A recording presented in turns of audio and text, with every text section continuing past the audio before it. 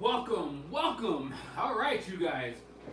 Welcome, Spotlight Nation. Welcome, True Heels.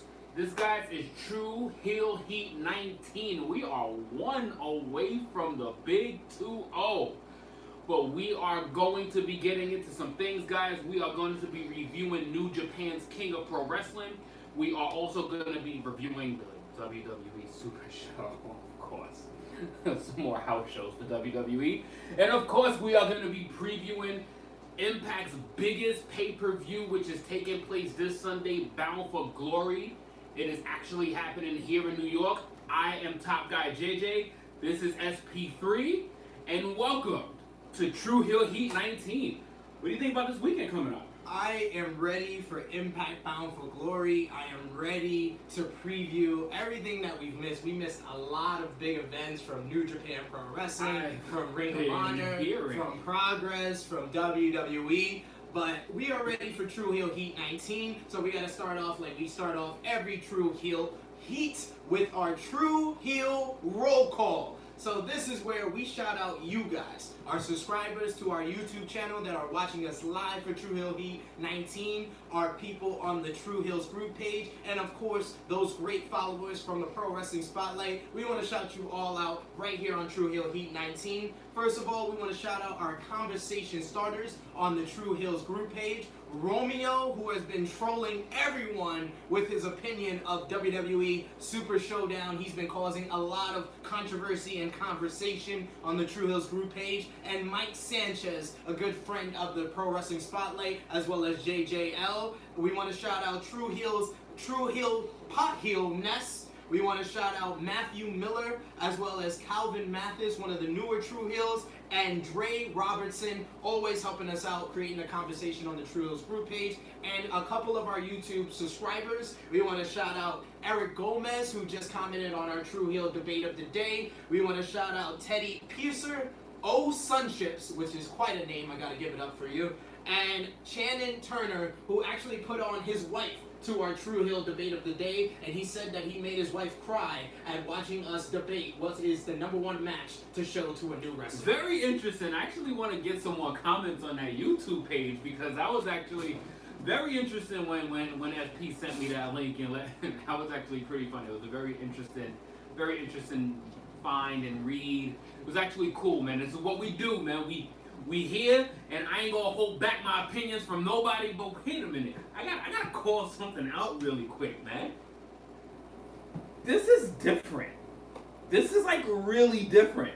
What? Dude, this is like the first time we're both donning WWE gear. It's been a while. I think we were in the build-up to All In. And wait, after both All of In, us? Yeah. Like, I mean, dude, I am all in nostalgia mania, brother. I forgot what year we was in. I turned on the TV. I thought we was revisiting the Attitude Era. You see all these people that's coming back? The return of D-Generation X, baby. How can you not love that when you are getting paid almost $10 million to get into the... Fuck that retirement.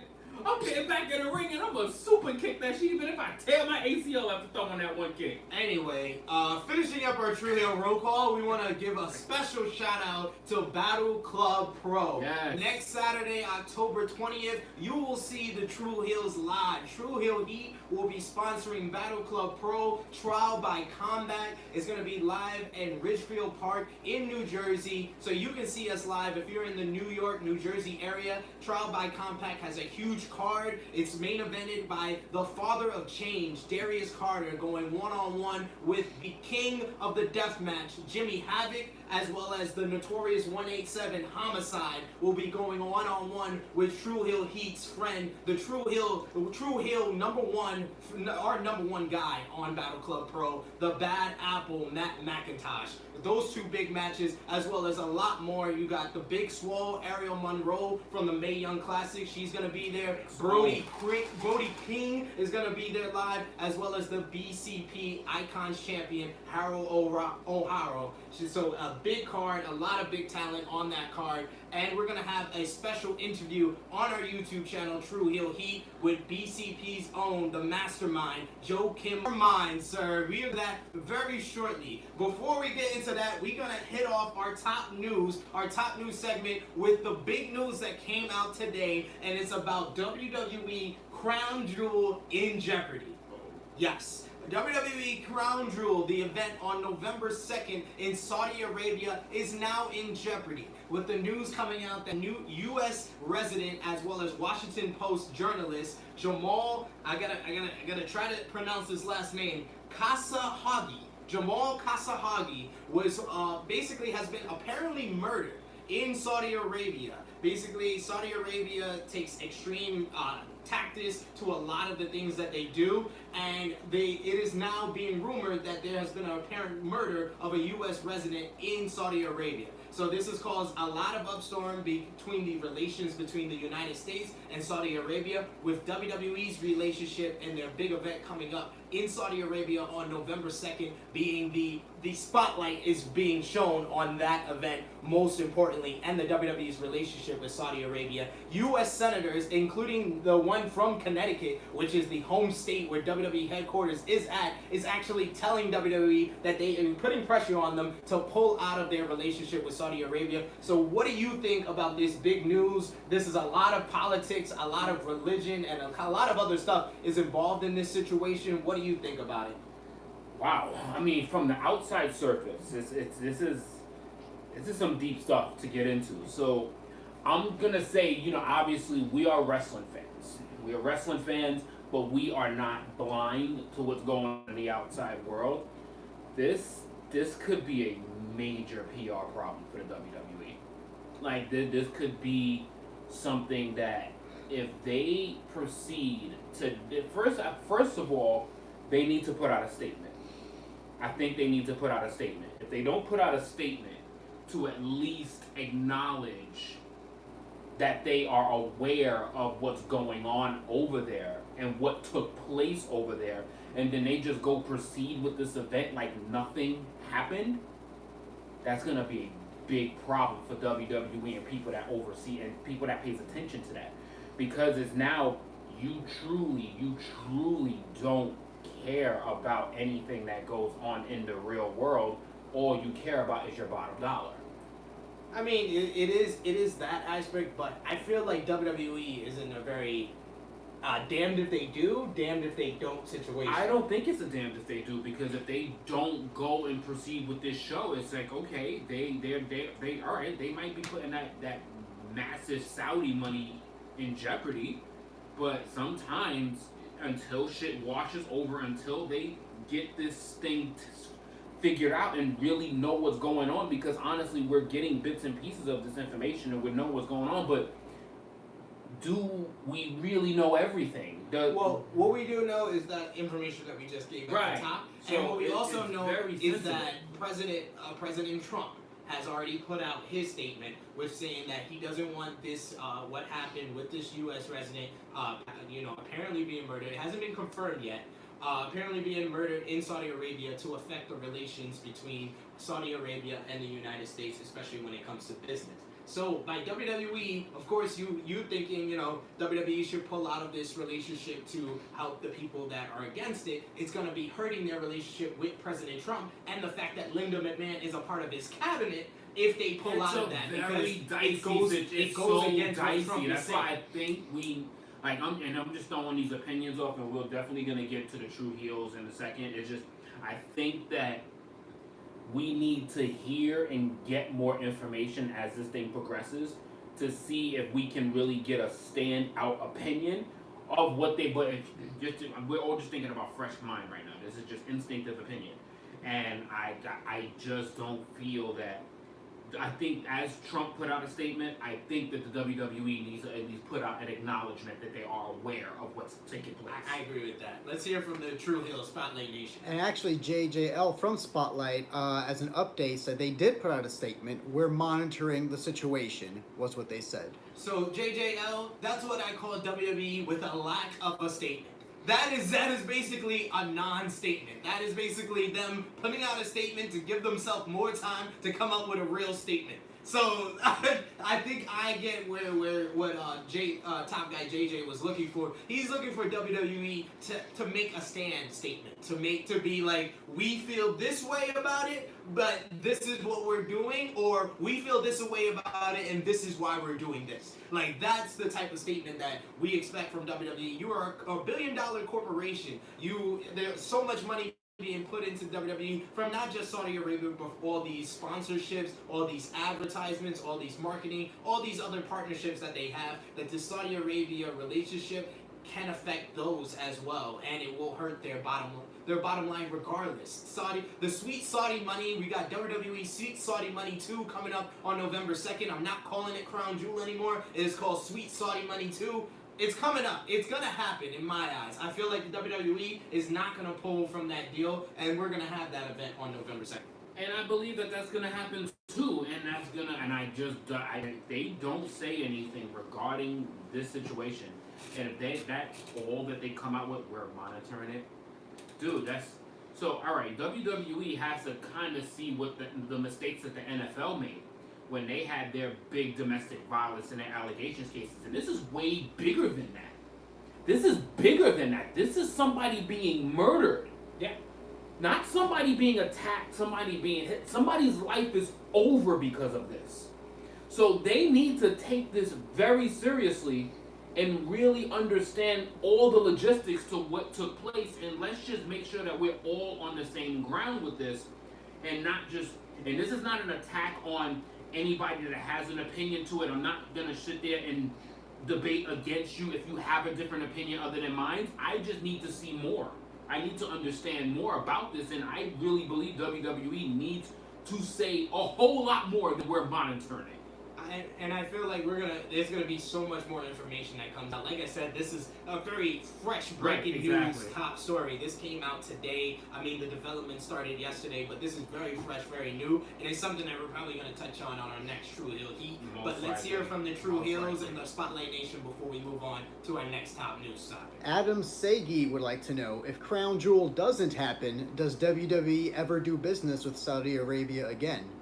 If they pull out of the Crown Jewel event, it's gonna cause a very rift in their relationship with Saudi Arabia and with the Prince. And they already have plans for April. Like, if you haven't heard before, but they've already asked The Rock to perform for their April event in Saudi Arabia. They've already offered The Rock $24 million to perform at that Saudi Arabia event in April, with the plan being that The Rock is going to verse Roman Reigns at WrestleMania 35, and Rock beat Roman Reigns because the Prince wants The Rock to be the champion going into the next Saudi Arabia event. So they have big plans with Saudi Arabia. Saudi booking in 2019? Saudi booking in 2019, it looks like, because they look like they're going to have a lot more. And what did I say? I said on our True Heel debate, I said the Saudi shows would be more important going forward, and it already looks like my words are being held correct. All right, so I don't believe that that's going to happen at all. I just think the WWE is just going to collect their money and go halfway with it. Probably get The Rock, but he won't be champion. But this is just amazing. It's so amazing. Like, why are we doing this right now? Like, why are we picking the wrong line of work to do? Like, what do we do in our lives? This dude he got offered $24 million to perform in probably a 7-minute match? Yeah. Like, dude, that dude, he's getting paid like $800,000 a minute. Yep, pretty much. What are we doing with our lives right now? Like, this podcast is gonna be about an hour and we're getting paid nothing. This man is getting paid $850,000 per minute. We have to get on the Rock Saudi Arabia level. We fucking lost. We lost the battle with life so badly. This is embarrassing. I mean, we're not. Come on, man! I got the WWE bandwagon. I'm going places now. He's feeling the nostalgia, apparently. Yes, Attitude Era, baby. Let's move on to a little bit more wrestling-based conversation and talk about the developments that happened this past week with New Japan Pro Wrestling. We're going to get into New Japan Pro Wrestling, King of Pro Wrestling event that happened this past Monday in Curtin Hall. But the big development that happened out of it is the Switchblade, Jay White, along with Gato and Jado, has joined the Bullet Club OGs / Firing Squad. And what a development. It was Hiroshi Tanahashi versus Jay White. Tanahashi got the victory. After the match, White tried to attack Tanahashi. Okada came out and saved his greatest rival of all time. And then after that, he tried to attack Gato. Jado came out to stop him. The Bullet Club came out to interfere. And then we found out that Jay White was aligned with the Bullet Club OGs. What are your thoughts on Jay White and this 9-month story of him turning down Kenny Omega's Bullet Club to now join the new and improved Bullet Club Firing Squad? Wow. Just get out. Just when you thought that this man was about to take... 2 weeks ago, I'm over here praising that this man's about to take over Chaos. And then, not only he fucks him over, he joins, he's with the fuck, this is why you gotta love New Japan. This is you get the complete unexpected. And nobody on this fucking page or this podcast watching better say they predicted that shit. Because there's not a motherfucking soul that predicted that shit. There was a couple of people. I would shout out Jessica V. Jessica V is a big fan of the Fireman Squad, and she is one person that said she would have liked to see Jay White join the Firing Squad before he joined the Firing Squad. So I do want to shout out Jessica V. She is one person I do remember saying stuff like that. So there was basically it was like the fantasy booking, but afraid to not of being afraid, but just didn't actually put it out there. Yeah.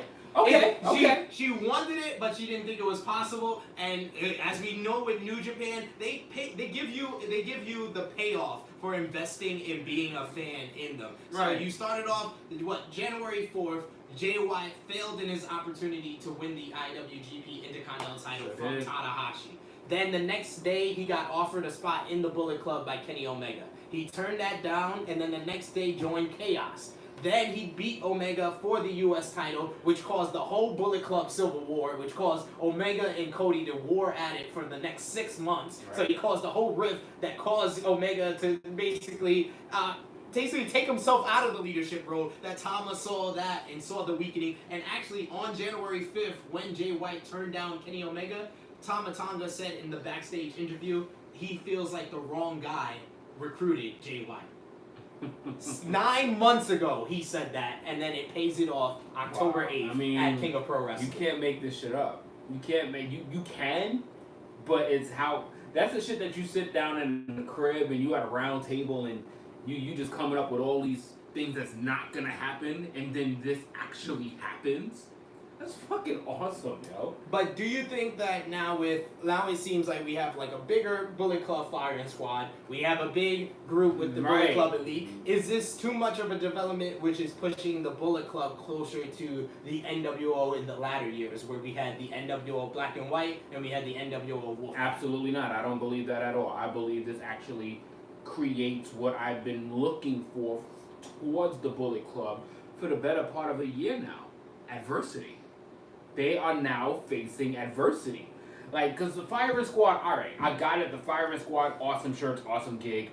The scene that took place was awesome, but the fact that it was only 3 of them, I didn't feel like it was enough to actually make noise. I didn't feel like that it was enough to take on an entire legion of that talented Bullet Club faction. Now that it's growing, and then you got Chaos, this is looking like something kind of special going on right now. I like these developments are pretty damn cool. And I feel like it's great because Firing Squad, the one thing I felt like that was missing out of them, they have the tag team in GOD. Yeah. They got the Muscle and Bad Luck Fale. They got the Junior and Ishimori. They didn't have a main eventer. Tama Tonga is great on the mic. He's great as the leader on the mic, but he doesn't deliver like that in the main event role versus the Omegas, the Okadas, the Tanahashis, the Naitos, the Ibushi. But Jay White has proven this year that he can have good to great matches with all of those guys, and I feel like he's the right guy to put in that main event role for the Bullet Club Firing Squad. Exactly, and the fact that now because I think we were talking about this. This is some stuff that we talked about probably off camera. The fact that the Bullet Club hit their high note 2018, and then we was kind of worried that they would hit that WCW downfall where they kind of started to get stale in 2019, Yeah. and things wouldn't. It's like, all right, what are you gonna do now? All right, you got the Bullet Club. They're getting bigger. They're getting better. It's like, now who can really do anything to the Bullet Club? They own TV. There's a chance now they won't own TV because now they got some real ass competition in multiple companies, and their spot is not safe. And I will. It's not all safe. all I will say is that Switchblade Bullet Club shirt is fire. That Switchblade Bullet Club shirt was straight fire when it came out. I was hoping. Shout out to PWT. Damn, I was hoping it was in Hot Topic, man. Before we move forward to go to our next top news topic, what do you think is going to shape out with Chaos falling out with losing Jay Wyatt, Gato, and Jada? Damn, this is hard to predict New Japan stuff, man. It's really hard because they've been pulling out these angles and these very unpredictable story twists. I would believe that this can be the beginning to the revival story for Okada. Yeah. Like, I think that this is something that, because remember, I think we touched on it during the last True Hill Heat even. Okada has dealt with a lot this year. He's dealt with a lot of unusual losing. He hasn't recaptured he hasn't had the chance to recapture his title. He didn't get to recapture that main event spot because he did not beat Tanahashi. So this is unusual for him, and then he was dealing with friction and his group being caused by Switchblade. He was going through a lot, and now he's lost his best friend and his mentor. So now it's this is gonna be his chance to really make Chaos something purely of his own now. I think he's gonna have a real chance to revive. Well, his character doesn't need reviving, his name doesn't need reviving, but this could be the start to a bounce back 2019 for Okada. This should start his redemption story. Yeah. Let's hear from the True Heel Spotlight Nation. You guys got any comments on the Jay Wyatt joining Bullet Club or anything else? Two things. Julian Bell agrees Jay White is money, and Pedro Vargas feels Bullet Club is WWE bound. I mean, it's looking like that. The teases on being the elite has been very entertaining. I will say the letters from H have been great. Who said that? Pedro Vargas. Pedro, you have just sparked a question in my mind that I'm gonna have for you right now. Do you think that New Japan and Ring of Honor are cushioning themselves with these stories and with these extra factions to prepare themselves for a potential departure from the Bullet Club? I mean, the whole build up of Jay Wyatt, I feel like Jay Wyatt is being built up and prepped to be the replacement of Kenny Omega. He's gonna be the top guy for New Japan because Kenny Omega, even if he does decide to stay in New Japan after January, I feel like he's only going to stay for one more year. Right. He's staying for one more year and he's going to leave afterwards. But I feel like, yeah, they are preparing themselves. And there's been news that came out that a lot of the top stars from New Japan haven't been liking the new management from New Japan. And that it's been taking away the fun atmosphere that used to be with New Japan. So a lot of that has to do with, a lot of the questions of if the Bullet Club is going to stay in New Japan or not. Right. Are they going to go to WWE? WWE looks a lot more attractive if New Japan doesn't have that fun atmosphere, and WWE is going to offer them a lot more money. If both places are not a fun atmosphere, go with the place that's going to offer you more money. So WWE and the Bullet Club coming together seems more likely than it's ever been in the previous years before us. And I'll eat my crow when I say it right now. Honestly, I'll eat some crow right now. WWE it's in a better place right now over the last month. They're not there yet. But compared to the crap, dude, remember post WrestleMania. I'm good. I'm not. No, I'm just. But they have some tolerable television now. They have had tolerable TV. Okay. So that's what I'm saying. They're in a better. So imagine if they're slowly getting a little bit better, and then they get this full-on fucking blast I mean, in 2019. I would love for that to happen, but I'm not gonna go as far as to say WWE is in a lot better place. It's been molasses this whole year, and the fact that I turn on Monday Night Raw and I get into a time machine that takes you back to 1998 pisses me off. Anyway, let's move on to our next topic. Talking about what we mentioned earlier in the show, or what you guys mentioned in the comment section, Chris Jericho is rumored to be coming to Impact and debuting with Impact Pro Wrestling at Bound for Glory this Sunday at the Melrose Ballroom in New York City. Chris Jericho, the wrestling world has been concentrated on the appearances, the attacks, the sneak attacks, the surprises from Chris Jericho ever since he came to New Japan Pro Wrestling last year to verse Kenny Omega at Wrestle Kingdom earlier this year. So what do you think about Chris Jericho coming to Impact Pro Wrestling? I think about it honestly, I don't necessarily care for it. I don't necessarily care for it. I think it's one of those things that he's not overstaying his welcome, but I just think, how many surprises can you make? Like, how many surprises can you really, like this New Japan shit, like that iron, like, it's so hot with New Japan right now. So I get it, testing the waters and potentially seeing what's out there for Impact, but let's keep it 100. What does he do if he's in Impact? I mean, like, I feel like what does he do if he's in Impact? Like, what major big match that anybody would care about from the Impact side? I mean, well, first we gotta mention that a lot of people don't even think this is gonna happen. That's why we say it's a rumor. Right. The fact that it will happen, or that a lot of people feel like it's more likely to happen, is the fact that Don Callis is there. Don Callis, if a lot of you don't know, you're now going to know, Don Callis is one of the best friends of Chris Jericho throughout the entire wrestling world. Don Callis is the man that's responsible for bringing Kenny Omega and Chris Jericho together and bringing Chris Jericho to New Japan Pro Wrestling. So Don Callis is the key here. In my eyes, Chris Jericho versus Sami Callihan would be great television. In my eyes, Chris Jericho versus Pentagon is a buzzworthy type of match because Pentagon's name is on the rise. And Chris Jericho versus Austin Aries is the match that will get a lot of WWE eyes. So there is matches. It might not be attractive to you. You are a different fan than the people that they're looking for. They are not looking for the same matches as you. You can't I am on your side. Your opinion on everybody. I am definitely on your side with Pentagon. Because Pentagon, I think anything that Pentagon touches, especially this year, has been on fire. Like, I love anything that Pentagon touches. So I would be on your side with Pentagon, but don't sell me no fucking Austin Aries. Don't sell me that shit. I'm not selling you anything. I'm telling you the facts. And then what's next? That was the next thing. The Moose? WWE marks will watch that. Moose is next? I didn't say Moose. Y'all ain't putting words in my mouth. No, I'm not. No, it's not. No, I'm not saying that you're saying that, but it's like, there's nothing for me to be hyped. Yes, that appearance for anybody that's there live. If you're there live in Melrose, New York, when this happens, it's gonna be fucking awesome if it happens. Melrose Ballroom. Melrose Ballroom. I apologize. But if that happens and y'all are live at the Melrose Ballroom, awesome. Pop is gonna be phenomenal. Now what?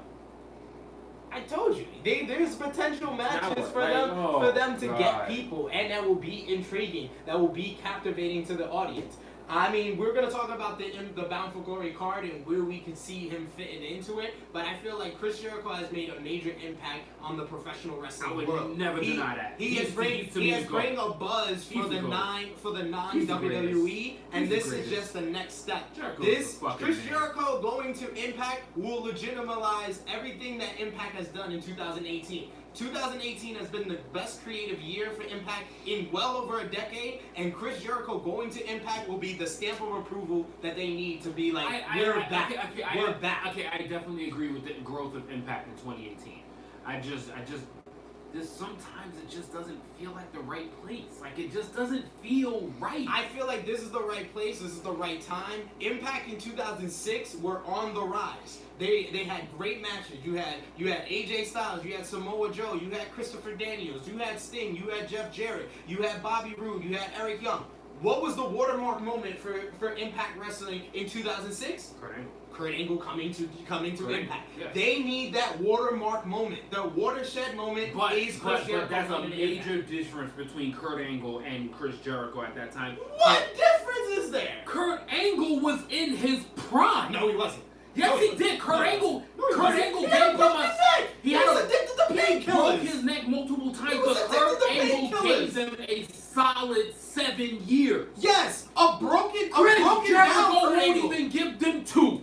Who cares how long he's gonna be So here? don't- He will draw so more don't money than Kurt compare- Angle. don't- He no, will draw you're more wrong. buzz You're than all the Kurt way Angle. wrong. Yes, he will. Yes, he You're will. all the way Yes, wrong. he will. Because Yes, he Kurt will. Angle going to TNA guaranteed great wrestling for Impact for years to come. We didn't, And it was really a big. We really didn't know what Kurt Angle had left at that time. He was addicted to painkillers. He had a broken neck. Oh, we knew this? Yes, we knew this. Yes, the dirt sheets were out there. The in dirt sheets, all right, the 2006. dirt sheets were out there, but did we really know deep what he We was didn't. really dealing We with? didn't. All right then. We didn't know. So That's when what I said. Kurt Angle popped through that curtain, that was a monumental moment for Impact Wrestling. And so will Jericho be in the Impact.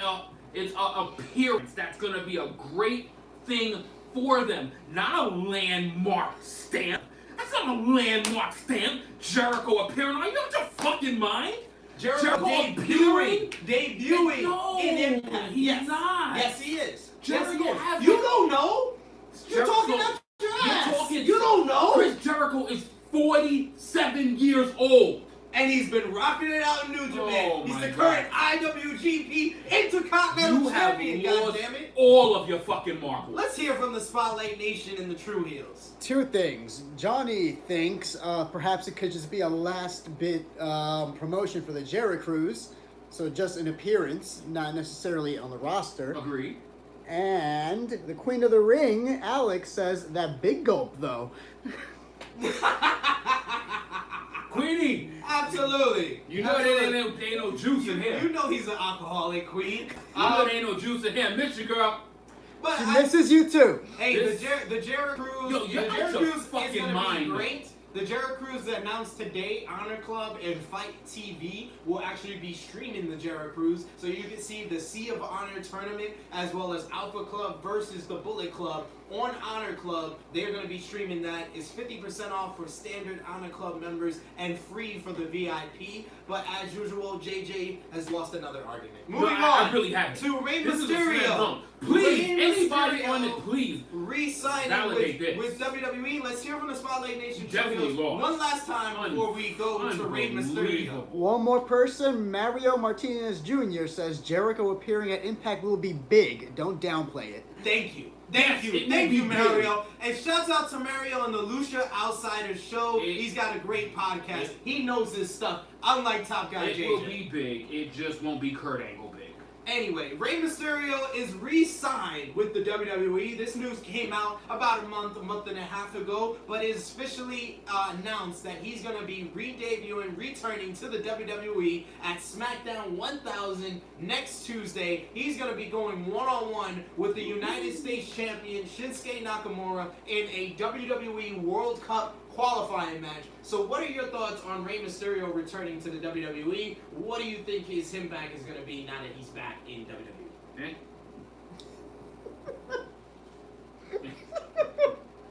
Eh, that's all you got. That's all you got. I mean, we know for a fact that he's gonna beat Shinsuke Nakamura. Who's that jumping out the sky? R-E-Y, Mysterio. Here we go. Like, really? Probably. Would. I'm a fucking heel, and I'm gonna say, who's that jumping out the sky? Yeah, son, it's Rey Mysterio, son. So there's no matches. The You're not fuck I happy know. for Rey Mysterio being there. I'm happy for him because he's earning a paycheck and he's gonna get his swan song with WWE. Happy for you, just a. It's. What? What? It's Rey Mysterio. You're not happy. Who's that jumping out the sky? R-E-Y, You're not Mysterio. looking forward to him and Nakamura next week on SmackDown. SmackDown 1000. Absolutely not. He's one of the mainstays of SmackDown. You're not happy that he's back for No, the big show? I'm happy he's back for the big show, but you're asking me what are my thoughts on it, and it's man.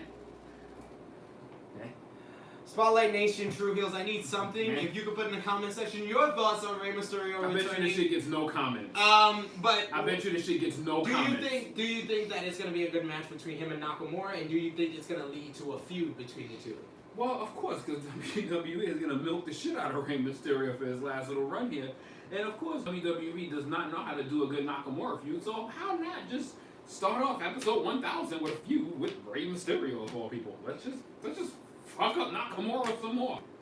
I mean, he's probably gonna lose, and he's already champion, and he's been on TV probably like 3 weeks total, and he's been champion since July, so you're probably right there. But what do you see for Rey Mysterio going forward? Do you see him on SmackDown? Do you think that it's his best role being on SmackDown, or do you see that he can have like a greater overall like effectiveness on another brand, either Raw, 205, or NXT?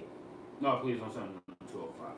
He needs to go to 205. I've been saying this for about 7 months now. No, you don't. Rey Mysterio belongs on Don't send him to 205. 205. Don't send him to 205 Don't live. send him to 205. 205 is perfectly fine without him. They don't need him. They actually just got Mike Bennett, Kanellis. They just got Maria back. They got 205 is in a great place.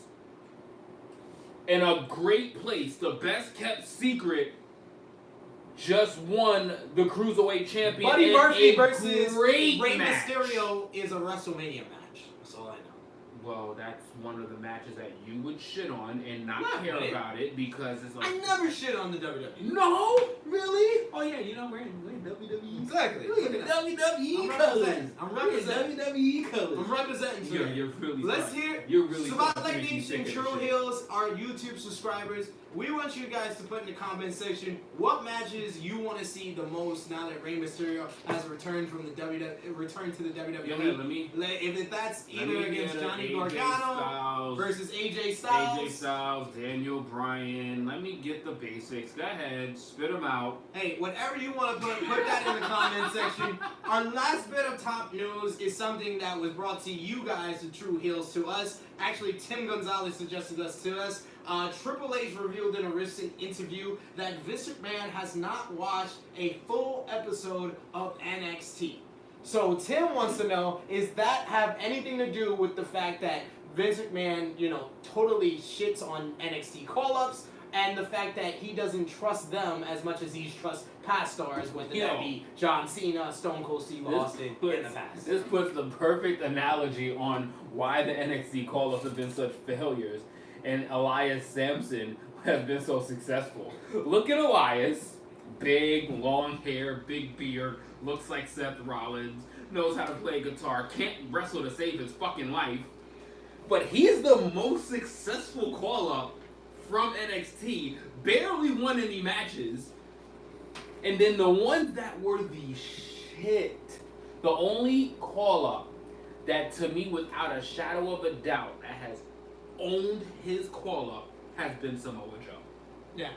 Samoa Joe has owned his WWE run. And I am not, that's not taken away, well that is taken away from you got your Shinsuke Nakamura's and God knows WWE what y'all have done to Finn Balor. Oh my God. B&B? You don't like Team Oh B&B? my God. You don't like Team B&B? Go fuck, yeah, I'm done with this fucking WWE shit, son. Nice shirt. I'm back to normal. Nice shirt. I'm back to normal. Nice shirt. I couldn't, like it was just, I couldn't do it no more. I can't, like, The nostalgia was getting in your blood. it was in my veins. I just couldn't do it no more. Like, yes, it's, oh my God. You feel a lot better now, don't you? Holy shit, I'm taking a shot You to can that. breathe. Let's hear one final time from our Spotlight Nation True Heels before we get through what we've missed, and we got a lot of shows that we've missed in the last 2 weeks. Let's hear it from you guys. Oh, that felt so much better. Tim, regarding Rey Mysterio, Timothy Tim would like to see Rey versus Styles versus Daniels versus Almas versus Shelton versus Seth versus Owens versus Zayn. Oh my You lost one. You lost one. Nakamura should have been in that match. The 10-pack challenge. Oh I my love God. it. I love that. I love it. That was the I love comment it. of the That was the show. comment of the show. I love it. Who? That was from Tim. That was from Tim. Timothy Tim. Timothy Timothy Tim. Tim. Oh my God, Oh my God, that was Timothy awesome. Tim needs to join the That True was Hills page fucking because that was awesome. awesome. That was awesome. Thank you for that. And last comment, Nina Ivy just joined the feed and says SP3 heart emoji. Oh, thank you, Nina Ivy. Nina Ivy, she's one of the SP3 fans. She's team SP3. Aw, that's Team so SP3. adorable. Shouts out to her in Texas, Corpus Christi zone. All right, so let's go through what we've missed in the last 2 weeks since True Hill Heat 18. New Japan Fighting Spirit Unleashed was 2 weeks ago Sunday, and a lot of big news came out of that. 2 huge new champions. Our very own, our friends, the favorite tag team in New Japan, the GOD, Gorillas of Destiny, Tama Tonga, and Tonga Loa defeated our boys, the Young Bucks, for the IWGP Heavyweight Tag Team titles. And then, of course, my former enemy, my arch rival, Cody, defeated Juice Robinson to become a double champion, the IWGP US champion. Did I call it? And I called GOD winning the tag team. Did I champion. call it? So, Cody needs all gold. He just needs all gold. what are your thoughts on Fighting Spirit Unleashed? You had those 2 big things happen. You also had Marty Scurll defeat Will Ospreay to move on in the junior heavyweight That title surprised tournament. me. I did. That did. And, I think we both chose Ospreay yeah, we on that both one. chose Osprey. That surprised me, and it was 100% clean. Yeah. Like that surprised me. Like, yo, I do love the post that the villain put up. Death, taxes, beat Osprey. Oh no, that's actually Kevin Kelly came up with that a while ago. No, but Kevin, he put it. He actually posted it on his social media page. but Kevin Kelly came up with that about 8 months ago when Scurll beat Ospreay for the junior heavyweight tag team title. He said there are 3 guarantees in life: death, taxes, and Scurll defeats Ospreay. And ever since then, Scurll has basically proven that he beat him for the junior heavyweight title, Get no respect anyway. beat him in this tournament, and now Scurll Who versus respects Kevin Kelly? Kevin Kelly is probably the best play-by-play I man didn't in say that, but professional who wrestling. respects Kevin I Kelly? respect Kevin Kelly, That goddammit. sounds personal. JR respects Kevin Kelly, goddammit. No, see, I don't give a fuck who you are. Just because you didn't know where that phrase came I from didn't- and you decided to quote Dude. your online social media incorrectly once again, I think Hermie. that's like the 4th True I Hill just know Heat Kevin. you've done something I just like know that. Kevin Kelly is Hermie. Shut up, Hermie. And this guy, like, oh, I'm sick of the nostalgia, but says a reference from the year 2000. This guy Because is so. we the talking about nostalgia- Kevin Kelly. We talking about Kevin Kelly. So the first thing you talk You about get is that- fucking you Hermie. you get the injection of nostalgia, didn't you? I Like, had you it get- in my you make- system. You I just making drank- outdated references. I just took that shit off like the symbiote. Like that shit was like venom in my I know, system. like it's still. I mean, oh shit. Yeah, I mean you probably Damn, gotta like, keep it going, man. damn, man. Yeah, I still got some, you know. Next I he's gotta gonna tell me to dance the Charleston and shit. Like what the fuck? And also at Fighting Spirit Unleashed, we also had the Don't tempt me. Golden Don't Lovers. tempt me. Golden Lovers defeated Okada and Ishii in an Uncle Dave rated 5-star match. So what were your thoughts on Fighting Spirit Unleashed? What stood out to you the most? So I'm gonna have to have you repeat that because I was really thinking about having you dance Charleston right now. Because that was actually really. The nostalgia, That was actually. the nostalgia has not only hit his It's the bloodstream, usual. it has hit his brain, ladies No, and gentlemen. Like you, that was actually like probably your best idea of the show.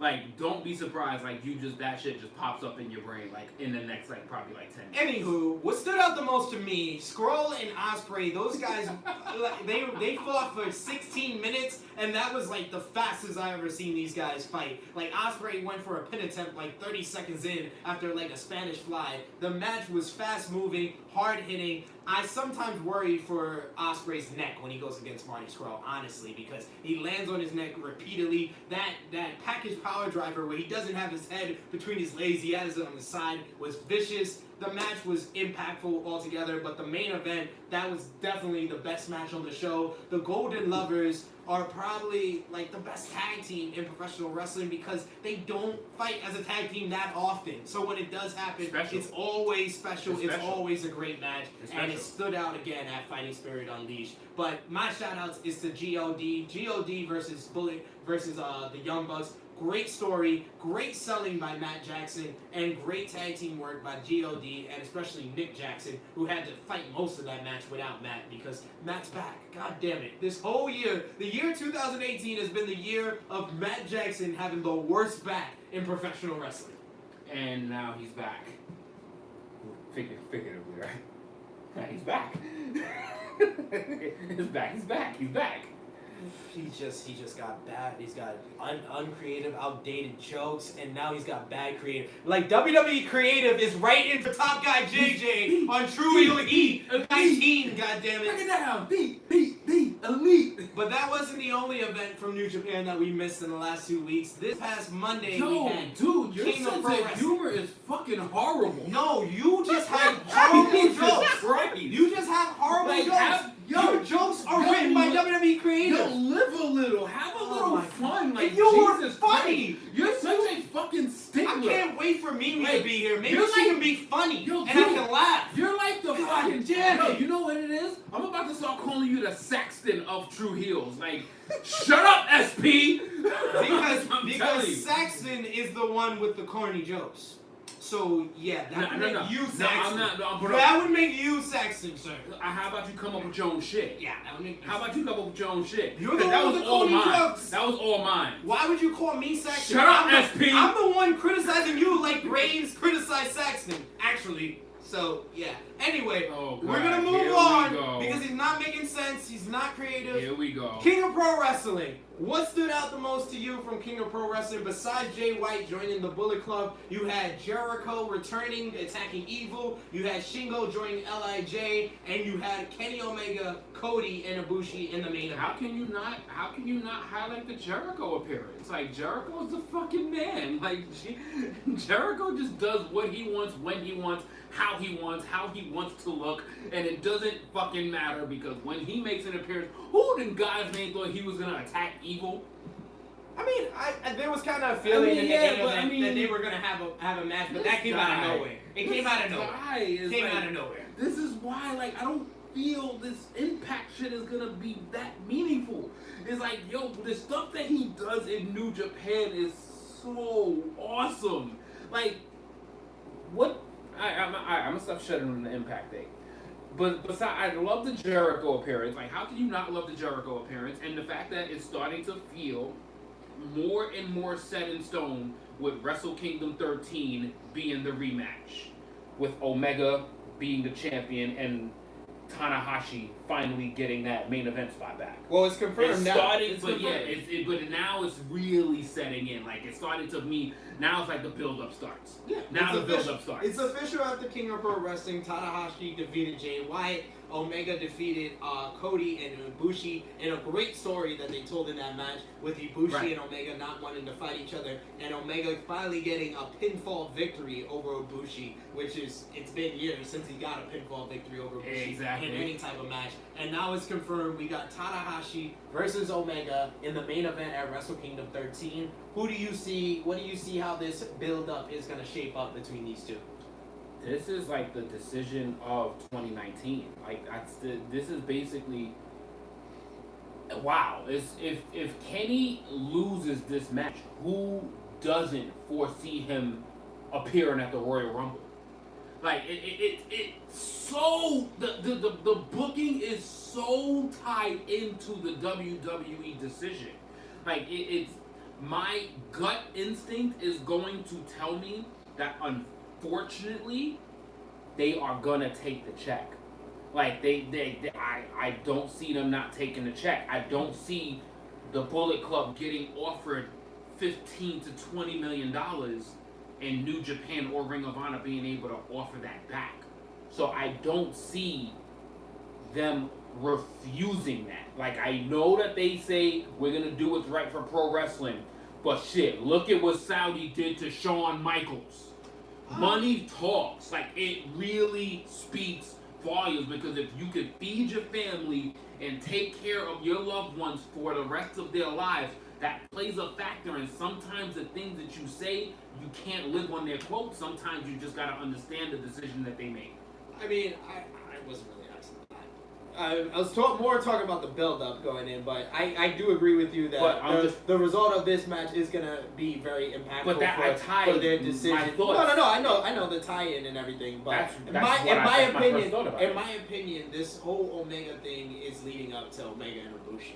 Omega and Ibushi versus each other at the G1 Supercard in That's Madison if he Square stays. Garden. You see what I I feel mean? like Omega is gonna win at Wrestle Kingdom. I feel like this is just Tanahashi's last farewell. This is his last main event in the Tokyo Dome. But this is a real generational type of thing. This is the old generation, the old ace that is trying to protect New Japan versus the new generation, which is Ken. I don't know. That's what I'm saying. Like I said, I understand where you're coming from, but what I'm saying is the focus should be more on the match and the build-up more than But what I the think result will result that into. the result is going to tie into the build-up. I think that what they decide is going to tie into the build-up because I don't think their decision is. there's going to be some type of influence there if Kenny decides There's going to to be stay. some type of influence, but it's going to have But if nothing he to decides do to go, with the build-up if to he's this telling them match. that he's gonna go, do you not see that they just give the ace his one and final title run, Yes. knowing that the Yes. cleaner is leaving? No, but you're not getting what I'm saying. I get what you're saying there. I understand what you're saying that the decision for New Japan That's is my it's very opinion on it. dependent on That's Omega. that's What the I'm whole trying thing. to say is that the focus of the match should be more on the generational battle between old versus new and those characters more than the result being something else that has nothing to do with the Yeah, match. it's gonna be a fantastic match, but I just can't. I can't put one without the other. It's like I can't put one without the other. Everyone is different. That's what True Heel Heat is all about. So let's also talk Clearly. about Ring of Honor had a big show. That was the Friday we were on True Heel Heat 18. We had Lethal defending the ROH World Championship against Ospreay in a great match that Lethal came out victorious. We also had the Briscoes successfully defend the ROH Tag Team Championship against SCU's own Addiction. We had the Bullet Club defeat Chaos as Chaos continues their struggle, and we had Punishment Martinez defeat Chris Sabin for the TV title. But that's one of the bigger news coming out of the show. Punishment defeated Chris Sabin for the TV title, but then he was attacked by Jeff Cobb. The following night at the ROH TV taping, Jeff Cobb defeated Punishment Martinez for the ROH TV title and announced today Punishment Martinez has officially signed with the WWE. What is your thoughts on all those developments going on in ROH and Punishment going to WWE? Vince or Roman Corbin. Roman. He's gonna. Yo, the NXT roster is stacked. The main roster is like, where does he go? Like, what happens to him? I don't know where he fits in, but I feel like he's gonna be in NXT for a couple of years. He's a 3 to 5 year type He's of a guy in project. NXT. Yeah, he's a project in NXT. That's why I think, damn, like, I thought that he could have built himself better and bigger in ROH, and he could have become, whether he could have taken that look, because it's a unique look for ROH, and done something major with it. Now he's gonna go to NXT, and God knows what's gonna happen to him there. Like I said, the paycheck matters, man. They take that money, and I'm very happy for him. He's a wrestler who's from the New York City area as well. He So took the I'm money. big Like, up for you can't get him mad. and taking that money, and big up for Jeff Cobb. And for ROH, this is one of the rare points in ROH where they lost somebody, and it's not that big of a loss because Jeff Cobb signing with ROH was huge. Jeff Cobb is one of the top independent wrestling stars. He's the new ROH TV champion. He just won the PWG Battle of Los Angeles. So Jeff Cobb is on the rise, and he's an upgrade, in my opinion, from Punishment to Jeff Cobb. That's an upgrade. It probably, but that's not stat. But how much is that saying about Punishment Martinez? Yeah, that says more about Punishment Martinez more than it does, honestly, to Jeff Cobb. So and that's the issue right there. Is that now if we're thinking about that, and this is him in the ROH level, goes to NXT, free fall.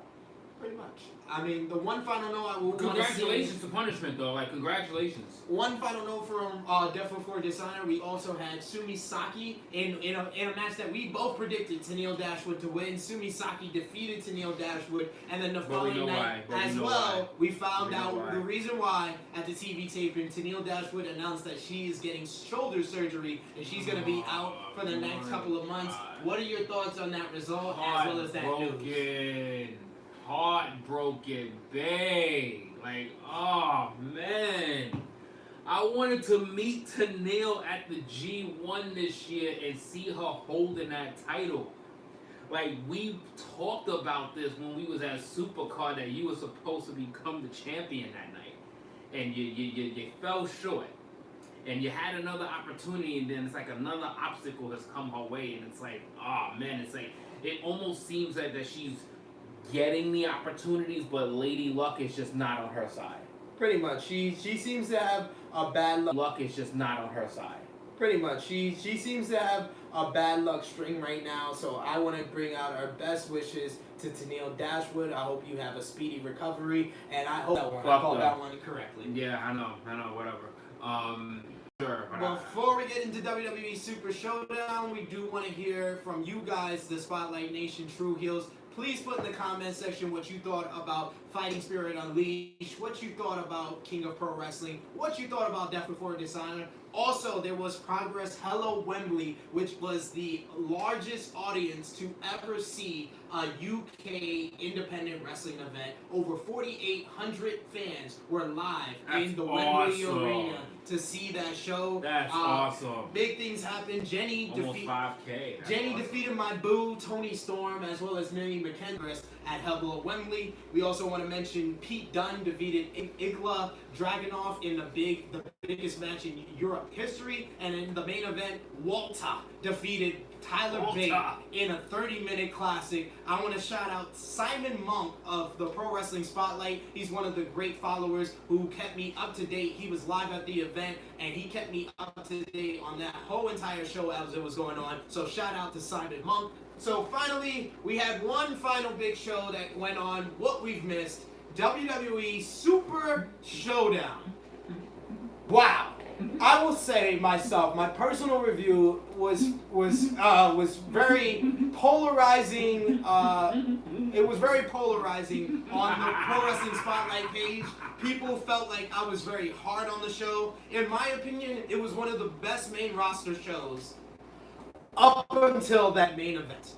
And the main event between The Undertaker and Triple H was the slowest, most depressing main event in WWE history, in my eyes. I've never seen two legends go out there with so many great ideas, with so many smoke and mirrors plans to make this match entertaining and legitimately give me the most boring 27 minutes I've ever watched professional wrestling.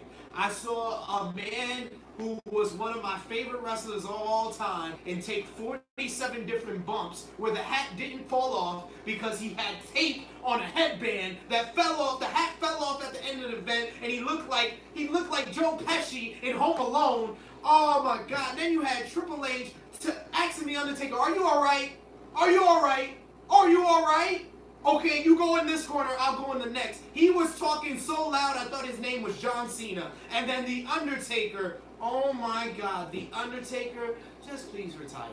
I don't want to beef with you anymore. I don't want to have a feud with him anymore. I just need him to retire because that man sounded like he was going to have a heart attack or something bad was going to happen towards the end of that. That was not selling. That was a 53-year-old man who just wrestled 27 minutes and just couldn't do it. So what was your thoughts on Super Showdown? Exactly what I thought about these fucking glorified cheap pay-per-views. These are fucking gigantic house shows. And the one in Saudi is gonna be no different. No, that is WWE sweet Saudi money too. Sweet Saudi money too. I'm watching this pay-per-view so unimpressed. I'm really unimpressed. Like, obviously the best match by far was the best kept secret of Cedric Alexander. Like, it wasn't even close. I'd say it was very close. AJ versus Joe. Yeah, that told a great story. That was that great. told a really good story. That was AJ and Joe's best yes. match in the In the WWE. WWE, yes. Those two Yes. matches were It delivered. head and shoulders above And everything props that's to on that the show. rivalry. Props to that rivalry because that is by far to me. That was I think to me that has been AJ Styles' best WWE rivalry. I think to me that even supersedes the John Cena rivalry. I think that the one with Samoa Joe expanded AJ's character. It expanded his growth with the company. It took him to a place that he's never been in the WWE. It made him flip minds. Like, he was a different person, a different animal for this rivalry. And I appreciate and commend somebody that can pull that off. And AJ did it. I still stand by my comment about Buddy Murphy and Cedric being the best match by far. But, I mean, it was just a great house show. It was a great house show. And that's what I got. Like, I mean, shouts to the Iconics. They got a nice little win in their hometown. They got a nice little win in their hometown. We also want to mention what about John Brady? Oh, you're talking about Cena. Cena. What about John Brady? John Cena doing absolutely nothing. That match was 10 minutes long. No, I'm talking about the hair, bro. No. Wait. Okay. I'm talking about the hair, bro. I don't really care about his hair. I'm sorry. I don't really care about his hair. I understand he looked like a hybrid between John Bradshaw Layfield and Tom Brady. I'm all fine and dandy. The fact that the one thing I noticed more than anything, everybody wanted to point out the hair, everybody wanted to point out the 6 moves of doom. That match was 10 minutes long. Cena sat his ass on the apron for 9 minutes and 30 seconds, came in, did his 6 moves of doom, and got the fuck out of there. John Cena is on some straight up part-timer status for real. That was part-time to the extreme. Damn, bro, you don't know how to have no fun. That was part-time to the extreme, You don't know how to have no fun. He didn't even take a bump. Oh my god. Pay attention to John Brady, bro. You ain't see the part. Like, yo, he had the perfect part. He returned and did something. Like, yo. But he teamed with Lashley. That point, like, what the fuck is that? He teamed with Lashley to verse Kevin Owens and Elias, and then the following night, Shit is Lashley hilarious. versus Kevin Owens, and we saw, in the first time in years, a WWE double turn. We had Lashley turn heel, attacking Kevin Owens' leg, writing Kevin Owens off of television, and Kevin Owens will be out with knee surgery now for 4 to 8 months. And Bobby Lashley is a newly minted heel with Lio Rush in his corner. In my opinion, that was a great move because I was very confused with the fact that Lio Rush is a heel on Wednesdays on 205, and then on Mondays, he's a face with Bobby Lashley. And in my opinion, Bobby Lashley has always been 100% better as a no fucks given heel. So now he can be his no fucks given heel self. You got Lio Rush playing the role of miniature-sized Abraham Washington. This is gonna work. This is gonna work for real. Absolutely, and I was like, damn, this came about 6 months past the bill because that's what we loved about the TNA version of Bobby Lashley. Give no fucks Lashley. And this coming out to the crowd, pointing fuck fingers back to dominate. Fuck that shit. They don't care about that shit. Stop high-fiving these jerks. They don't give a fuck about you high-fiving them. Come out there, be that ass kicker, give the mean mug, have this guy talk shit for you. This is like the perfect blend. And yo, you were so right about the Lio Rush thing because it was like mad confusing to me. It's like, all right, we know you're an asshole on 205, but then you come out like you all here fucking Woody Woodpeckering on Monday Night Raw, Trying to rhyme everything to Like- give him a good introduction. like why are you being a good guy? Why are you being such a good guy? Like, be a jerk, bro. Like, this is what you are. This is how you get crowd reaction. It was very confusing. And thank God they ended the confusion. But there was a lot of developments between Super Showdown and Monday Night Raw. Another big one at Super Showdown, Ronda Rousey and the Bella Twins defeated the Riot Squad. Ronda was amazing with the double armbar on Liv Morgan and Sarah Logan to end that match. That was probably the only thing that stood out in that whole entire match. We called that. Exactly. And then, but on Raw, they got the victory again. And then after the match, the Bella Twins turned heel, attacking Ronda Rousey. And I want to give it up to WWE for basically just saying, all right, fans, we understand you guys hate the Bella Twins.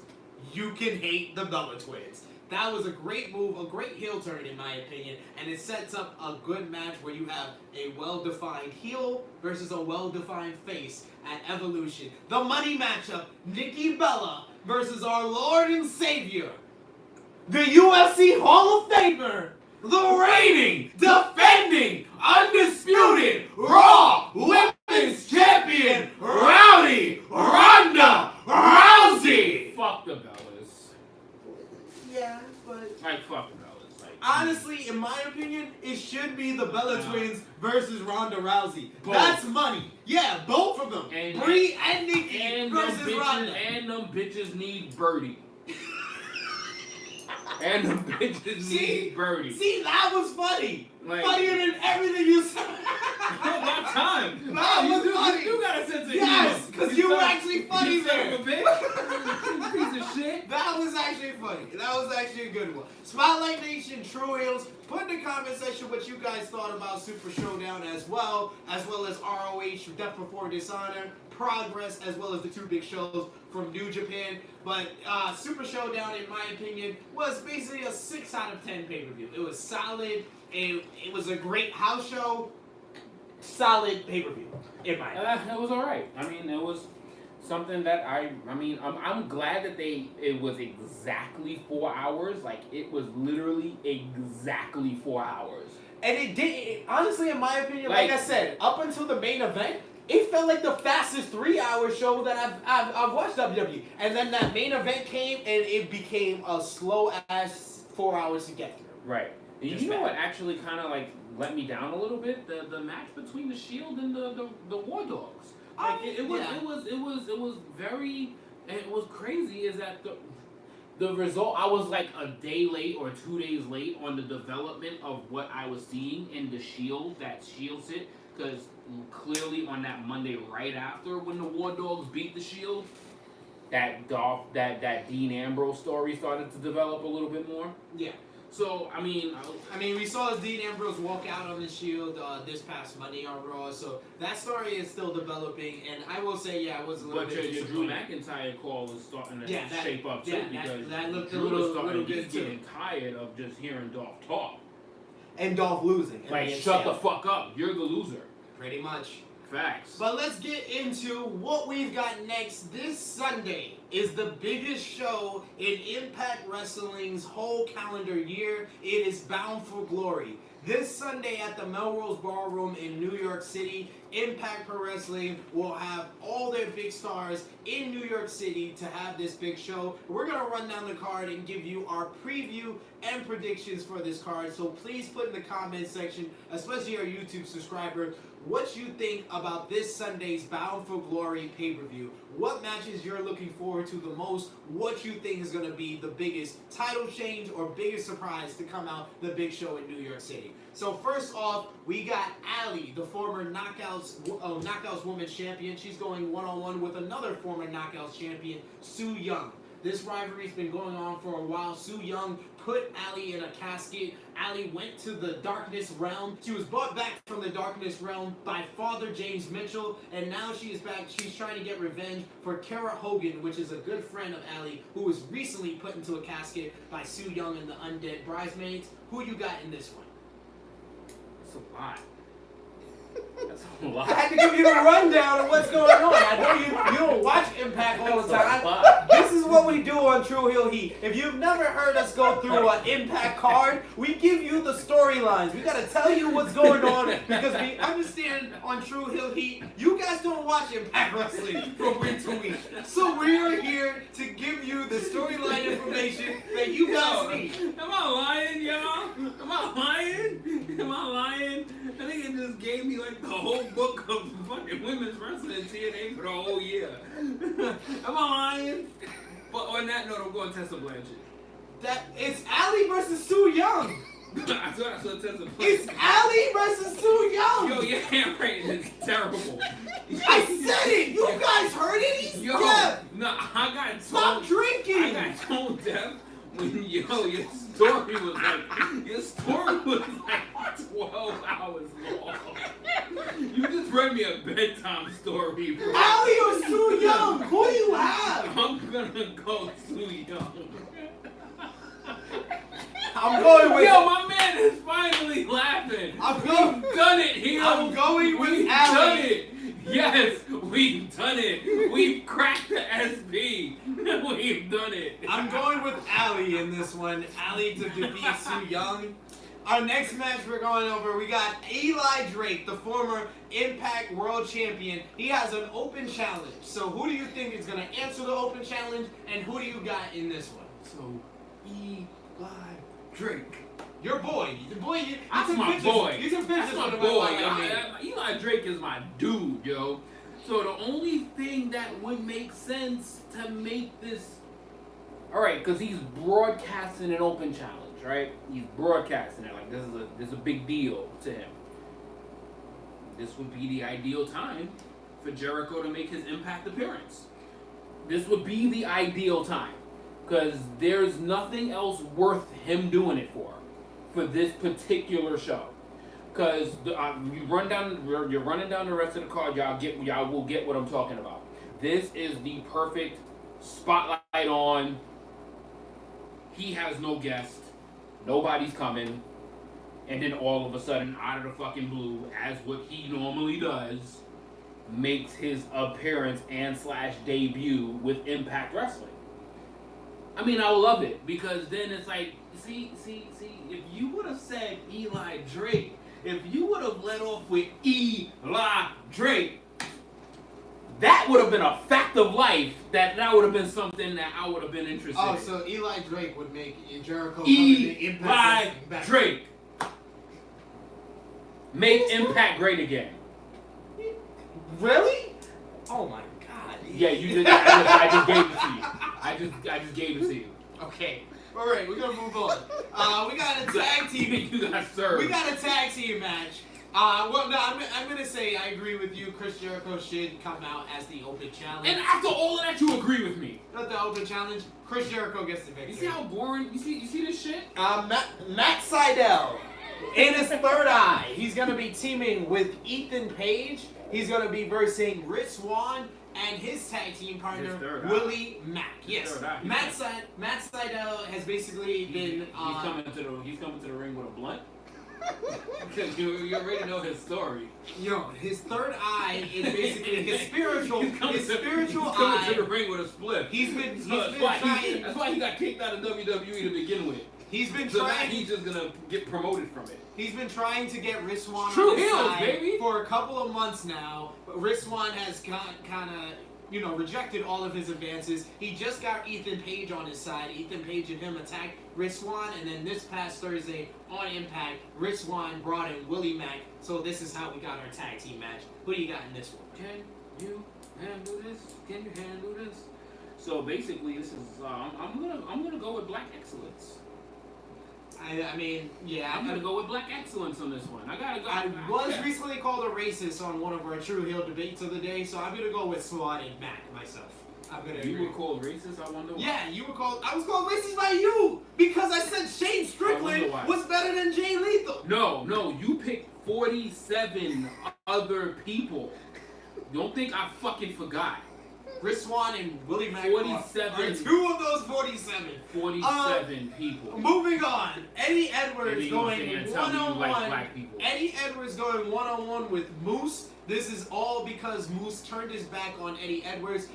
But in actuality, if you know the entire story, Eddie Edwards kind of turned his back on Moose. Eddie Edwards got Moose to help him out in his rivalry against OVE and Sami Callihan. Right. But Eddie Edwards went on this downward spiral during that feud that went him completely mental and crazy. He told Moose not to help him anymore, that he didn't need Moose's help. Then he started feuding against Austin Aries and Killer Cross. He then needed Moose's help. Then Moose decided he wasn't going to help him and has sided with Killer Cross and Austin Aries. Who do you got in this one, Moose or Eddie Edwards?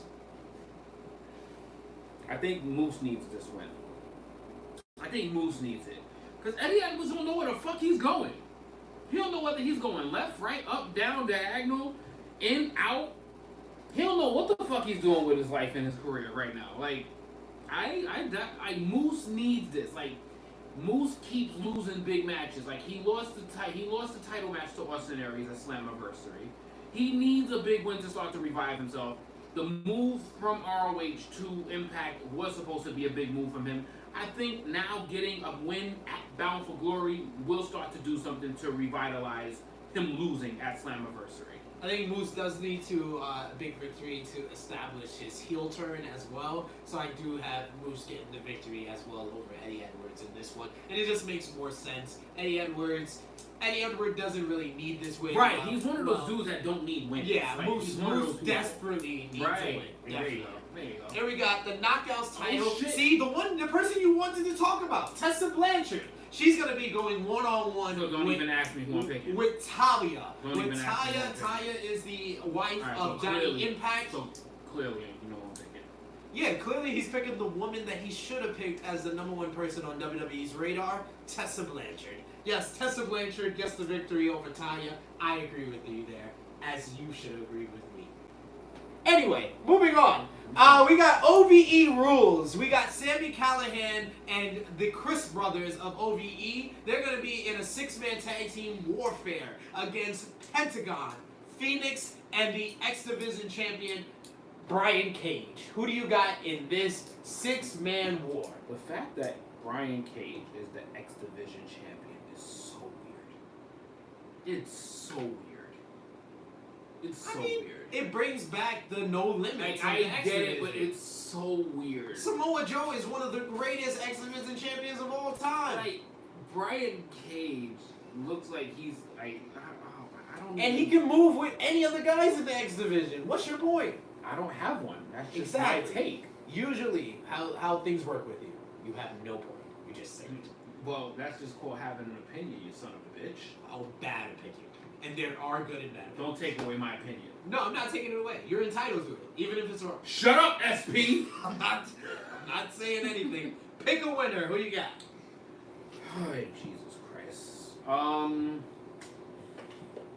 gonna go, since this is an OVE rules match, why can you not go with OVE? And that goes. I'm gonna agree with you once again here. Like, and especially with the draw. Like, the draw is my dude. Like, More so, yeah. It's to do with that, and more so going back to your point with Moose. Sami Callihan has lost a lot of big matches. He really and has. he lost at Slammiversary. That's a really good point. He really has. Against Pentagon really has. in that mask versus hair match. I feel like OVE needs this win here in their type of match. They defeated LAX in the same type of match last year at Bound for Glory, so I feel like they need to get this victory here. Another big 6-man, no disqualification, no count-out rules match is going to happen at Bound for Glory, and the Impact Tag Team Championships will not be on the line. It's going to be a concrete jungle death match, as all 3 members of the OGs, King, Homicide, how are and the Hernandez- titles not on the line in a concrete jungle death match? Because it's 3 What on 3. kind of contracts these motherfuckers It's are 3 on. signing? It's 3 on 3. It is. It The is a OGs. concrete. It's How the you gonna tell me OGs. I'm not about to win nothing in a concrete jungle death match? It's the OGs, King, Homicide, and Hernandez versus all 3 members of LAX, which is Ortiz, Santana, and the one, the only, K-Dog, Conan. So I'm gonna assume, right? Because obviously I don't know this.